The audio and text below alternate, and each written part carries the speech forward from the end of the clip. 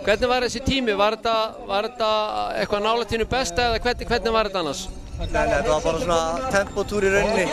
Get ekki verið að keyra mig mikið út núna. Það er sérstaklega sem maður að hlaupa Íslandsmótinu í hálfmaraþoni á morgun á Akureyri. Það er maður að keyra þangað og þannig að maður get ekki sett mikið að þreytu í lappirnar. Og síðan alltaf Íslandsmótið helgina á braut. Þar sem ég hleyp 3000 metra hindrunarhlaup og 5000 metra.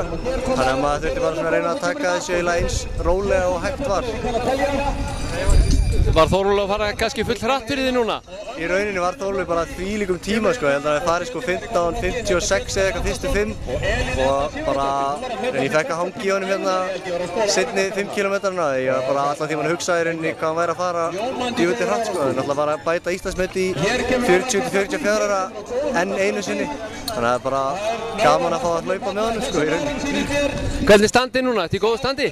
Ég er í bara algjöru topp standi, ég bara gæti ekki liðið betur, alveg 100% heill og er nú að æfa bara mjög vel og þetta er svona í rauninni, núna er maður bara að fókusa á hérna heilt maraþon í Reykjavík-maraþoni, þannig að svona núna bara allar næstu vikur er bara svona undirbúningur fyrir það.